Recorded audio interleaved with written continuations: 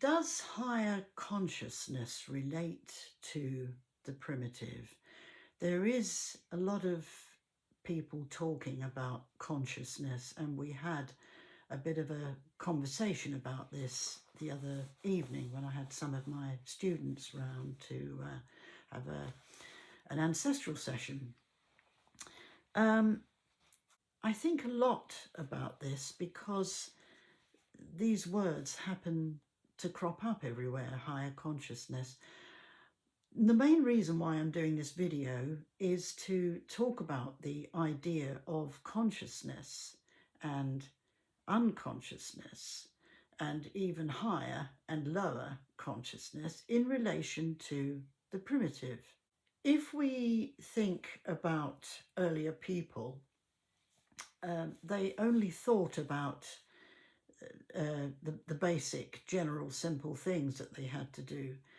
They had to look after their tribe, they had to hunt and gather, and they also had to pay attention to what is going on in the other world. In other words, their otherworld magical lives required the same amount of attention as they gave to their hunting and gathering, and as they gave to sitting around their campfire telling their stories and having their more social times, shall we say. So when we talk about higher consciousness or lower consciousness, we tend to want to take ourselves out of the basic, simple ideas of life that we have to attend to today, such as moving through our day, going to work, going for a walk, spending some leisure time, spending time with our family or friends, spending time with our pets, animals, walking the dog, as I do quite a lot. If we're talking about being spiritually aware, if we're relating that to higher consciousness, then really there's nothing better than just walking in the trees and looking at the trees and realizing what the trees are all about.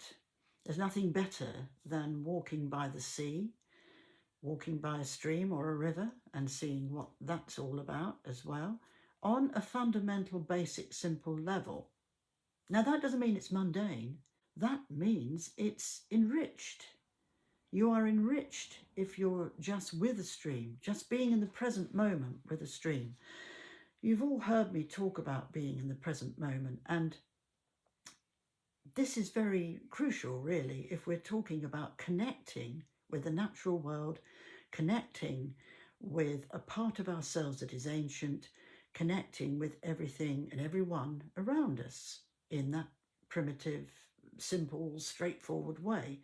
It doesn't really involve gaining some super consciousness that's going to take us away from our basic, simple, primary organic cells. It involves just being you, just breathe, just be in the moment. If you're walking in the trees, just be with the trees, just stand there for a while and empty your mind and just think about yourself and the tree that's beside you. If you're walking by the ocean, do the same. Just stand, look at the waves, look at the tide coming in, look at the beach. Just empty your mind and be in that moment, just you and the water. So we don't really need to think about gaining some supersonic, out of this world in terms of being fanciful, out of this world higher consciousness. We don't have to look for that to find a connection with our ancestors and with the primitive life, because the bottom line is that our ancestors were most unlikely to think of higher consciousness. This is much more of a more modern and religious idea compared to primitive, really ancient hunter-gatherers. They don't even think about consciousness. They don't think they're conscious, because remember that what they think about is the fact that they are a spirit. They're not spirit.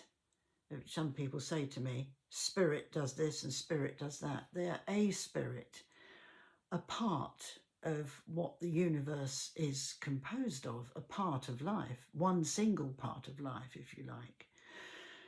So they're going to think of that, not of the fact that they can expand and gain some sort of higher consciousness or greater awareness. I suppose the greater awareness is really in the more simple awareness, because if you can take it all down to being with that tree in the wood, or being beside the ocean, beside some water, and you're in that present moment, you with the water, you with the tree, you with you, the tree with the tree, if you see what I mean. Everything is with itself, and everything brings it down to being simple, straightforward, plain, primitive and ancient, primary and organic. And then you don't have to ask for any more, because then that way you can leave a lot of your cares behind and your woes behind, and you can just push everything out and just be in that moment with those things. Then you will start to see your intuition starting to gather, and you'll start to feel more your way into things and think more about the things you want to think about in a more constructive way. It is all about being constructive, actually, if you think of just being in that present moment. It's a little like mindfulness. But I like to use the idea of the present moment so that you can separate yourself from all these ideas that we develop about consciousness, about spirituality. All those words can be very misleading in a way, and they can take us somewhere where we needn't go. We spend a lot of time with all this, and we needn't do that. If you like meditating, you could meditate on the idea of simplicity. Meditate on the idea of being in the moment. You don't have to sit and close your eyes to do that. You could just walk about and do it. Just walk slowly. Do a bit of sutta movement, which is slow movement. If you don't understand what it's about, you have to come to a workshop to learn what that's all about, as I'm always saying. But what's strange is, I think Carl Jung said, I like to be simple. How difficult it is to be simple. And that sounds strange, but it's very, very true. We can't be simple for the life of us sometimes. We're so full of complexity, and we think something has to be complex to work for us, but it doesn't have to be complex. The more simple it is, bring yourself down to you as you are, you for you. Just bring yourself down to that. Bring yourself down. Don't take yourself up and into some extraordinary galaxy where you feel you are more with a higher consciousness. That won't help you, I can tell you that now, because it will not take you back to the way your ancestors thought and felt and behaved. All our earlier ancestors are waiting for us to do this. They're waiting for us to think simply. They're waiting for us to think in the moment, because in that moment, there is nothing else there. There are no expectations. There are no designs. You're not orchestrating anything to be more spiritual, more conscious, more of this, that, and everything else that people tell you to be. Forget it. Just forget it. Don't do it. It's just not worth it. You're wasting your time. Just be you. Just go for that walk with the trees. Be as a tree. A tree can't walk, I know, but a tree can be aware in a simple way. And maybe that's it. Maybe that's it in a nutshell. Maybe that's what we should be thinking about. Don't rise to a higher state of consciousness, which the primitive people never ever did. Take yourself down to simplicity.